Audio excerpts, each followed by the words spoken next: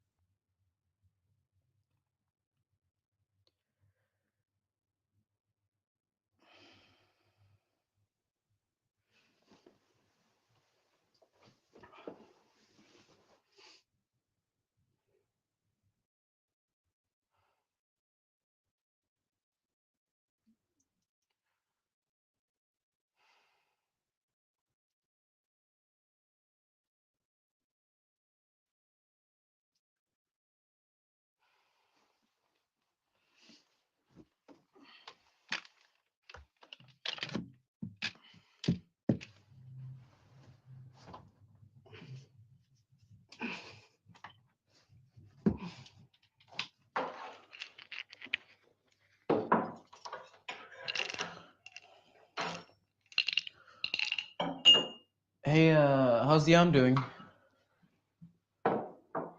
Well, all things considered, it's going pretty fine.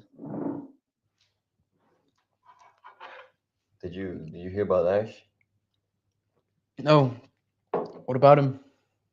He's been missing for like 12 hours or so. Oh, fuck. Well, any word on what's happened to him? No news so far, no. But Ben with Ash is always fucking around with that poor guy. Fucking around and what you're implying is two very different things, man. Yeah, it was just an idea.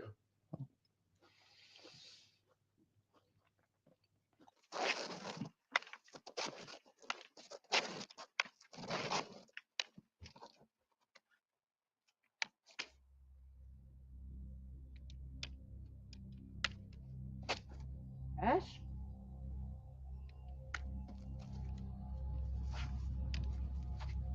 Ash?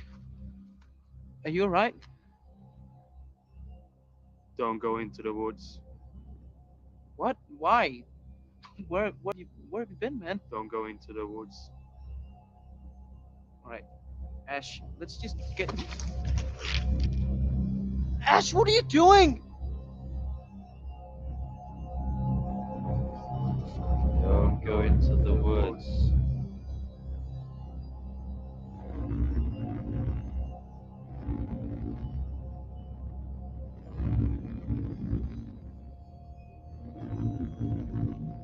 What are you two doing?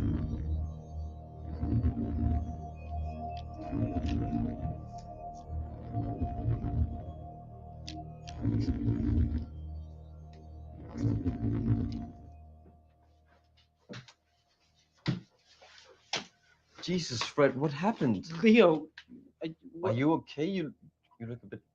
No, I just saw you at the woods. I've been here all day. You can't have been. I saw you at the woods with Ash, and there was some Ash? green light. Ash was found hours ago. Is something bothering you? You know you can tell me if there is. Well, then listen to me. I saw something I at the can't woods. help you if you won't let me. Fucking hell, man. Please, Fred, don't you want to feel better? What? What is it? Where's your cast? My arm feels better. Your broken arm got better overnight? It isn't. I'm talking about you right now. You're right. You're right. I'm sorry. I need to stop feeding these illusions. I mean, I can't relate to what you've been through. No, Since, you know. I just need some time to think. Right. Okay.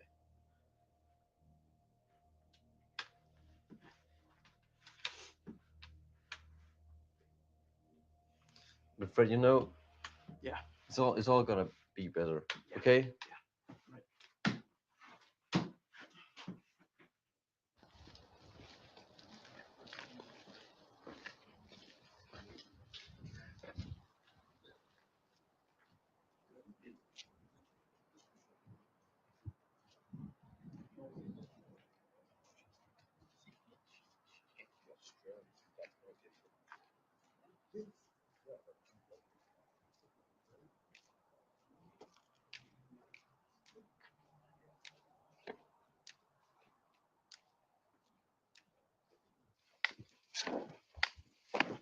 Hey, Frederick.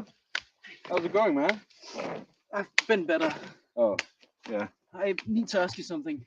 Yeah, what? It's about Ash. Yeah? Where were you the other night when he disappeared? Look, whatever happened, we had nothing to do with it. We chased him for like a minute and he got into the woods and we fucked off, all right? Besides, what's the problem? He came back. What's the problem? Maybe that you didn't fucking tell anyone anything. Maybe that could be a fucking problem. Fuck off. And relax.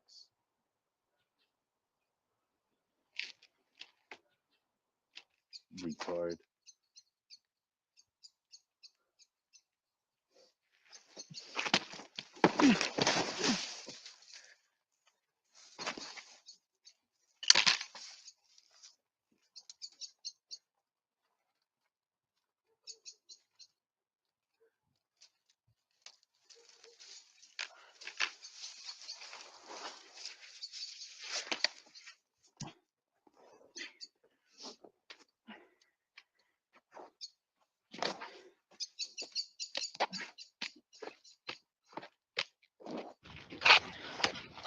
Frederick, what are you doing? I'm going into the woods.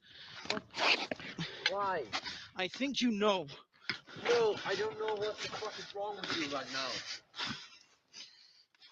Stop talking like that. Look, I know you're hurting, and I want you to get better. But I can't stand the idea of you hurting yourself again. I'm fine!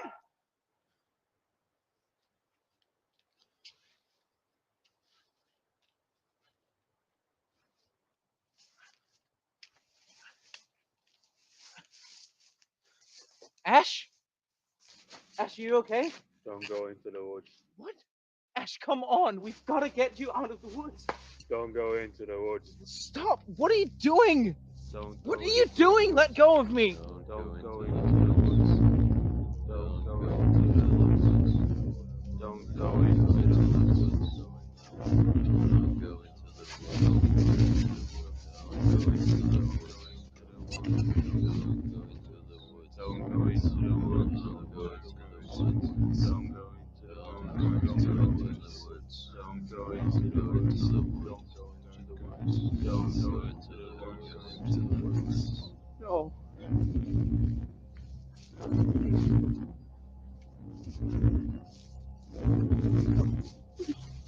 No. No. No. No. No.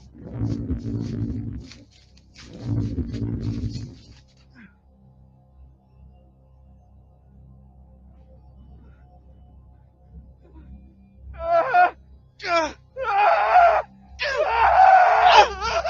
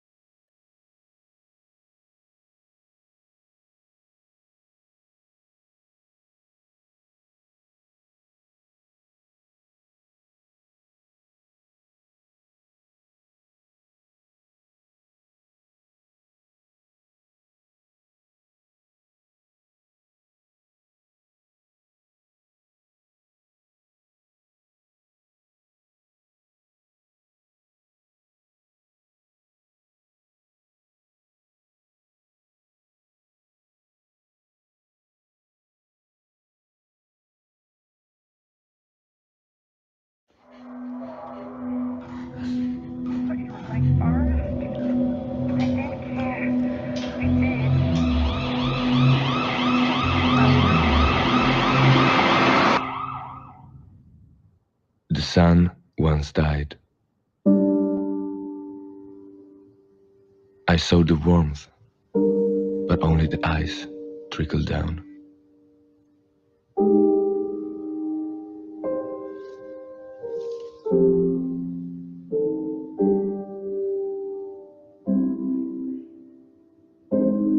The faint echoes of the raging fire.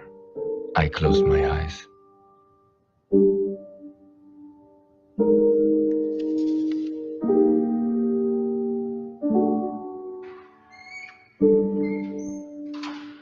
The void. Dreams hidden all around. The distant memory of the surface.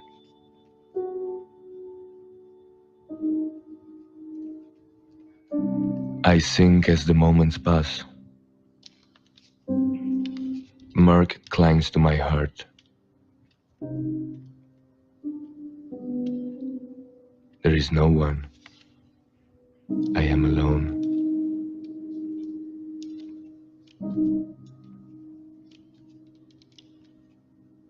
I am drowning. Never has it been so clear. I died, and I drift. And the sun that died splattered into life. In that moment, the way lies before me, shining bright ahead. The light is pure. I tingle with pain, looking into the future. And the sun that died lives high in the sky. I get up once more with a dream in my heart and the path to follow.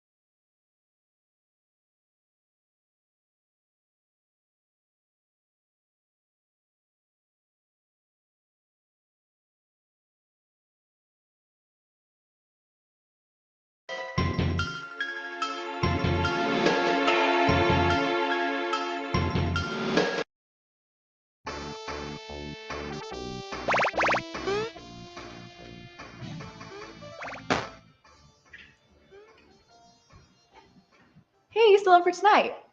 Yeah. Great. Freezer at mine. Around 8. Cool.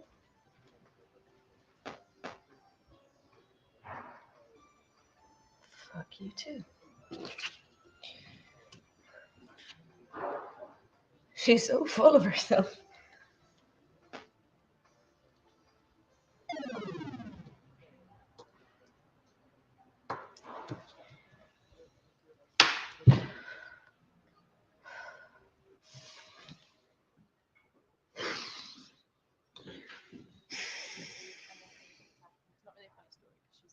But there you go.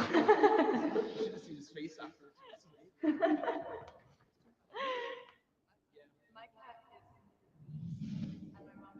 The smoke. I couldn't breathe.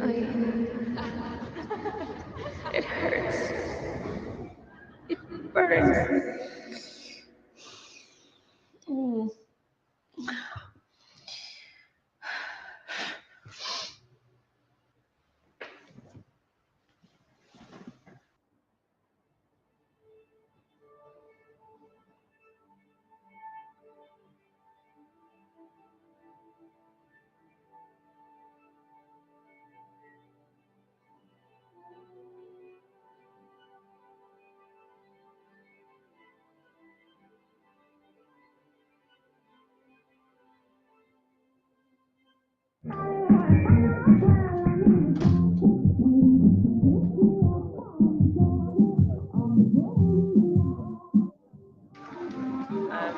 But I don't get the point. Well, I mean, friends. Which not friend You friends. get The one it. next year where we speak and yeah, we say, and I was like, oh, Guys! What are you doing in here? Get out of her room!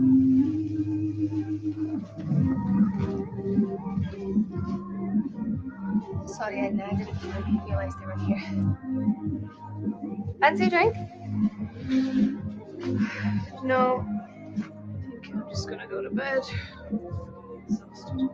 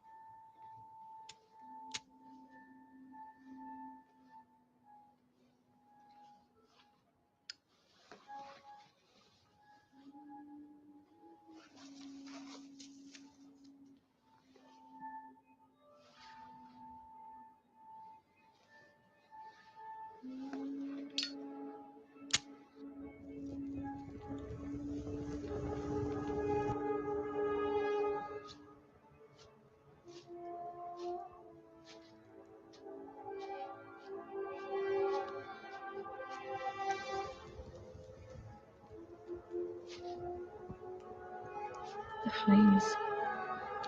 The smoke was so thick and the flat was filled. I couldn't move.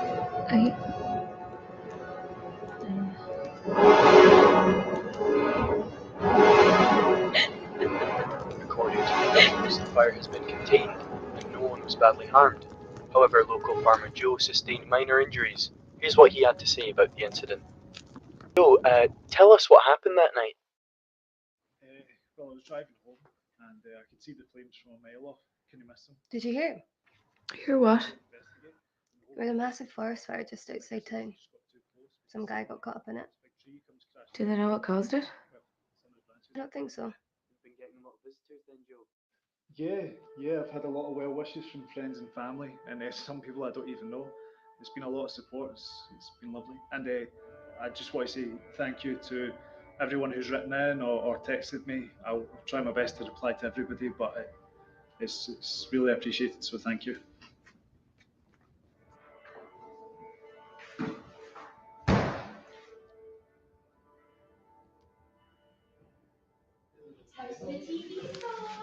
Oh, hey, how are you? You all right? Yeah. He's doing very well. Looking good. He's such a hero, though. I know. No, I'm not. Well, that's what they're portraying you like. A tree almost. I wasn't really a hero, but yeah, it was scary. But yeah, which is good. The interview was really good as well. Yeah, it was like they had this massive camera and like the sound guy was talking to me and stuff. Well, I was getting ready for a night out with my pals, and then I smelled smoke.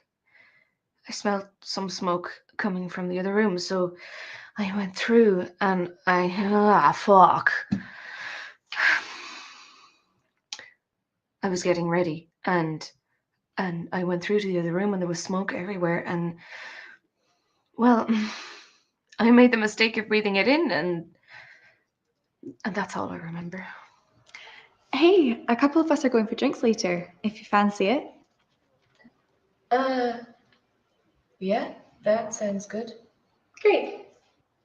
Hey, my flat's actually free tonight. We could do pre-drinks there. Oh, cool. What time should we come round? How about 8ish? Yeah, that sounds good. Great.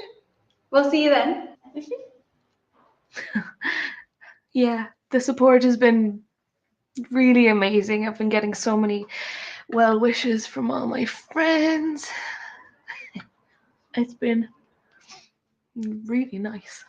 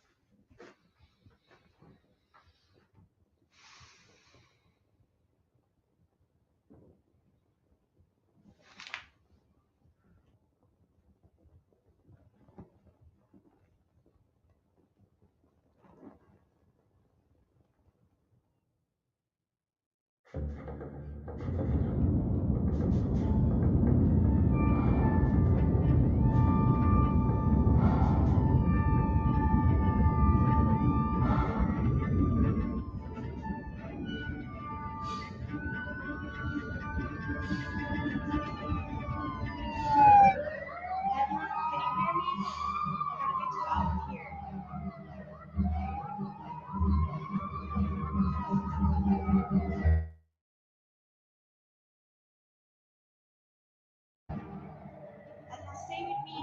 Open your eyes.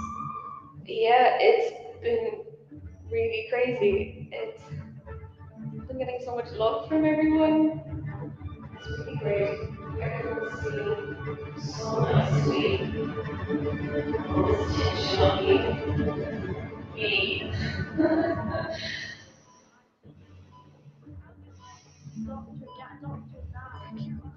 Stay with me.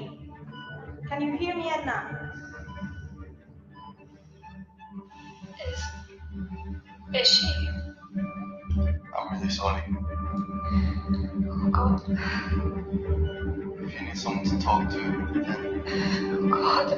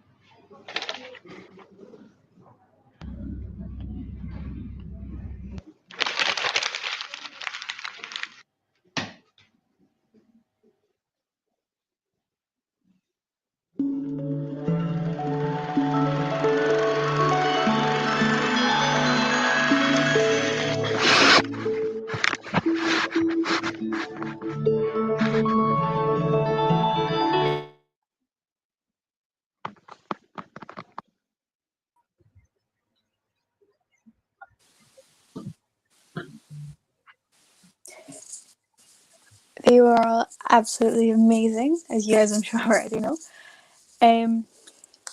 Okay, so we'll just start with the Q&A now. And the first question is, where did the inspiration for each of your films come from? We'll start with Alex, if that's all right. Yeah. So my one, I kind of wanted to make a character piece. And I thought it'd be kind of interesting, the idea of someone that feels like really lonely and sort of ignored through life. And I kind of thought like how they might react and what might be interesting for them to react. As well as I've always liked the image of fire because I think it's so strong and cool. So I kind of paired the two together. Matthew, where did the inspiration for yours come from? Well, for the printer, actually, Chris and I, we met, we studied in the same university, but we met again at last year's Fans Film Festival.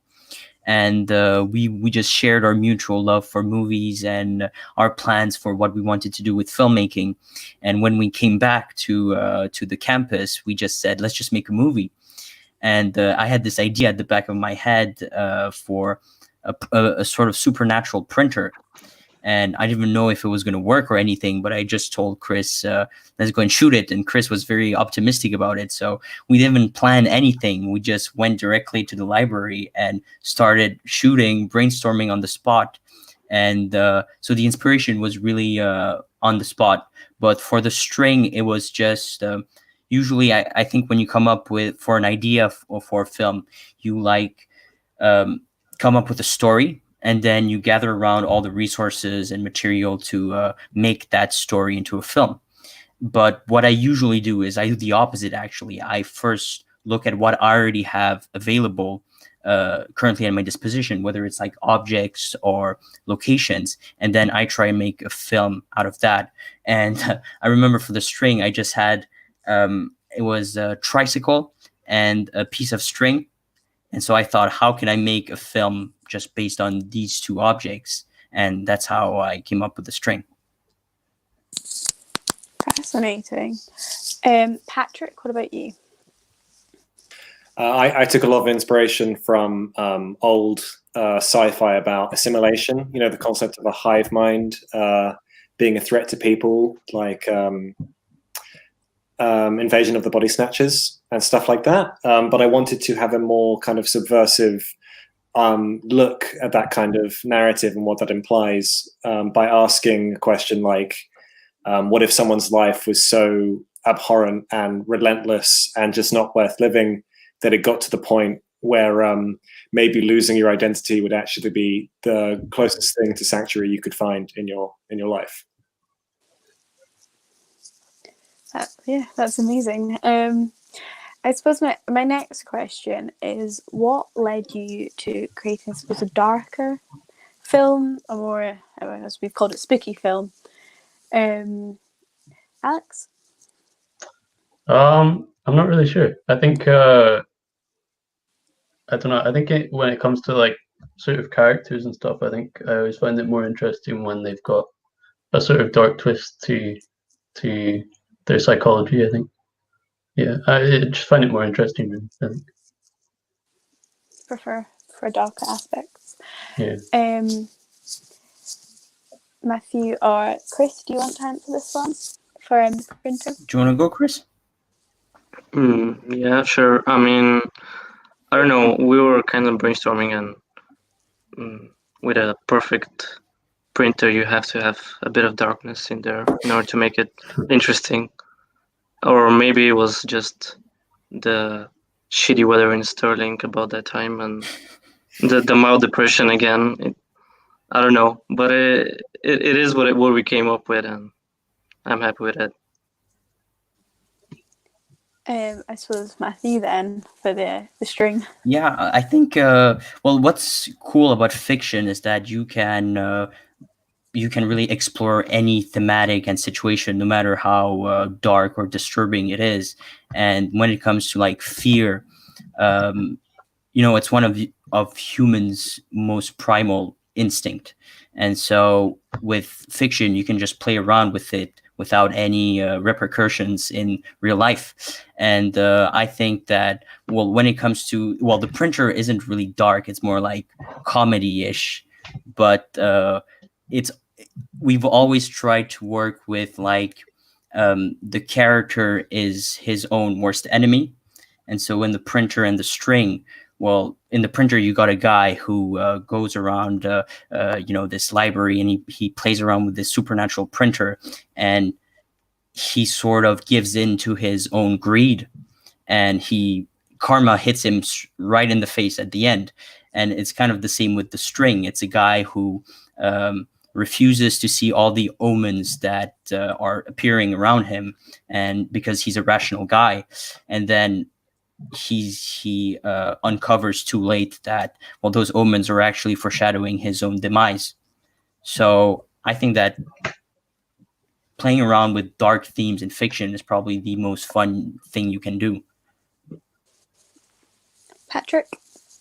I definitely agree with Matthew, but on top of that, with the initial concept in mind that I had for this film, it was important that this character was in just a very terrible state. And it's something that is kind of relentless in the film, is that I constantly push him to be isolated and alienated, which is of course quite morbid for a lot of the film, but at the same time, any attempt at the narrative wouldn't have worked any other way, essentially. And a little bit more of a funner question rather than just pure darkness. What was your favourite part of creating these films, Alex? I think the fire effects was pretty fun. We kind of had to do effects for like all of the fire pretty much. We couldn't do any practical fire. So yeah, that was cool because we got to shoot in a green screen and we got to sort of play around with different things and test stuff out. So yeah, that was fun. Matthew? I think that just shooting with Chris was probably the most fun thing to do because, well, we had never worked with each other before, and it was quite pathetic, really, the way we worked because we had no plan at all. We just came in the library, and all the students were just looking at us like we were two maniacs, and we brainstormed everything. We shot, I think, in 3 days. And we didn't realize that, we had to keep the same clothes, and we had to shoot at night, and my beard was growing, and all those small details that you need to plan in pre-production, we hadn't done it. So it just made the experience so much more fun to just improvise on the spot. Okay, so Chris, the real question is if you have the same answer. Hope so. Yeah, of course I do. I mean, I loved filming him, but I would also try to be more specific and pinpoint one thing that I really loved about filming this film. It was the match cut with the banana. We did a lot of shots on this one, and we were kind of nervous because we didn't really know if it was gonna work. And when we were editing it, it was perfect, and we were very happy about it. So, yeah. Sounds exciting. Patrick, what about you? So I'd say most of my work with this project went into collaborating with the cinematographer, Benza, who's incredibly talented. As you can see, he made some beautiful images. One of his ideas early on to the project was to get a snorri cam, which is the rig that's attached to the actor, which he made himself out of nuts and bolts and whatever he could find around the school. So although it worked quite effectively in the film, there are quite a few takes where the camera would basically just swing off the actor's body when he moved too fast. And there was one take where just as the character screams towards the climax, the camera swung in such a way that it framed his face in this beautiful, surrealist way.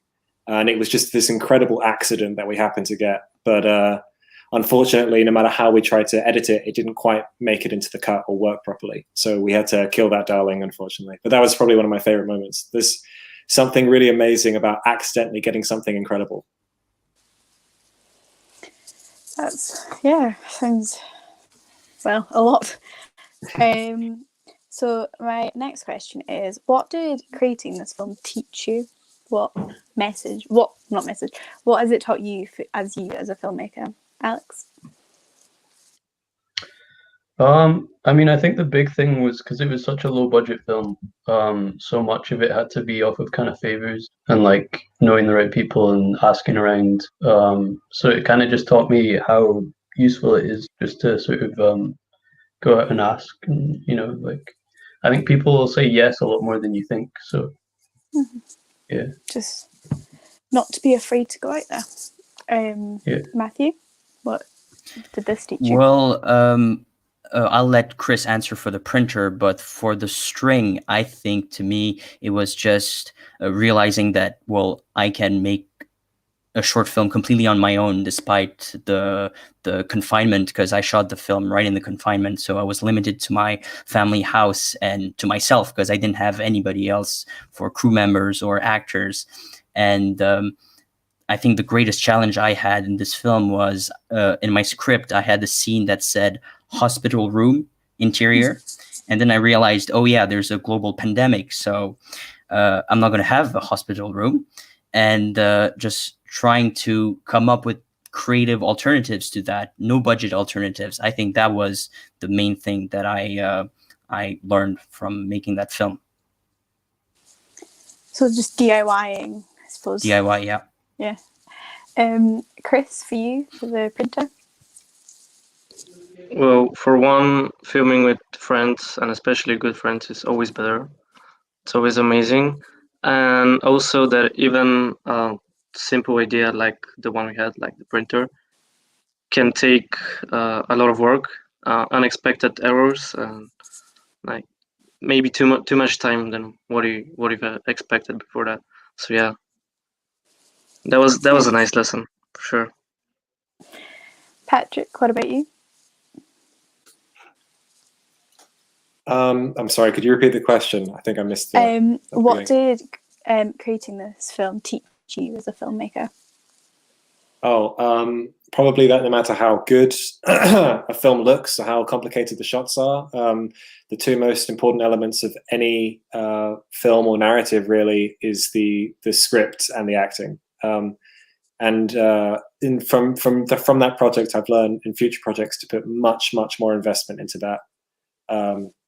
I think it's quite clear in certain aspects of my film is that there was an extreme concentration on the cinematography, and it looks quite nice some of the time. But the characters and the writing could have been a lot stronger, and it would have made a very distinctive film in that way.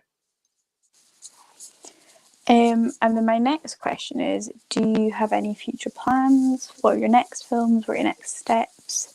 Alex? Yeah, I just recently moved to Glasgow, so at the moment I'm focusing a lot on kind of like freelance work. But I'm hoping to get more into short films next year. Obviously, this year it's kind of been hard with the whole lockdown thing, but I'm hoping it gets a bit easier next year. Sounds exciting. Matthew? Yeah, I think you just keep making short films with the pandemic.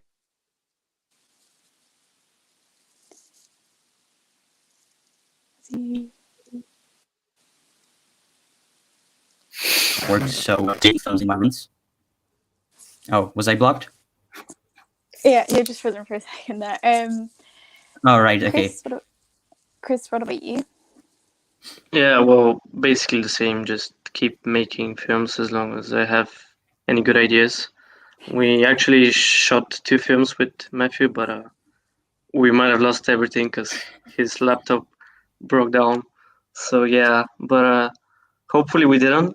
But if we didn't lose it, we'll just edit them, and continue making films. That's all we have right now, to be honest. So yeah. Patrick? I'm currently writing an Academy short. I've spent about 2 or 3 months working on this at this point, and we're hoping to enter pre-production around spring next year, with the intention of shooting it by June or July. It's a sci-fi fantasy script set in the Highlands, so it's very exciting to work on. Sounds like there's lots of plans for next year for all of you. I suppose just to let the audience know that you guys can send questions into the chat, and also there is a link for you guys to vote for the best film for the audience award.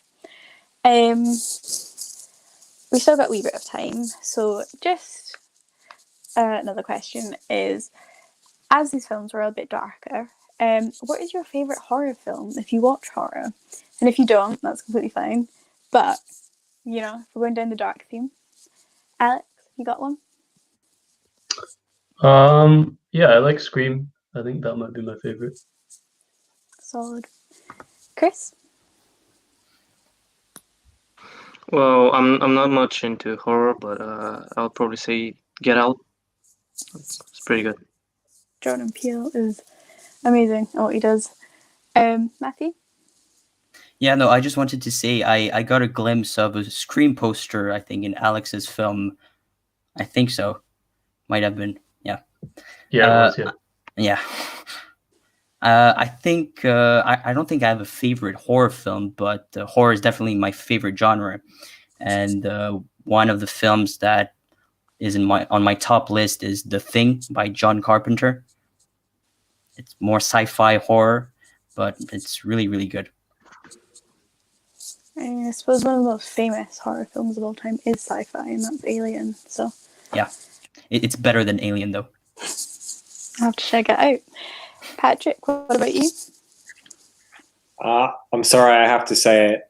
As a film student, it's got to be Hereditary. I remember watching that a few years ago, and it was just like a religious experience for me. It felt like a whole new vein of cinema that I hadn't been exposed to before.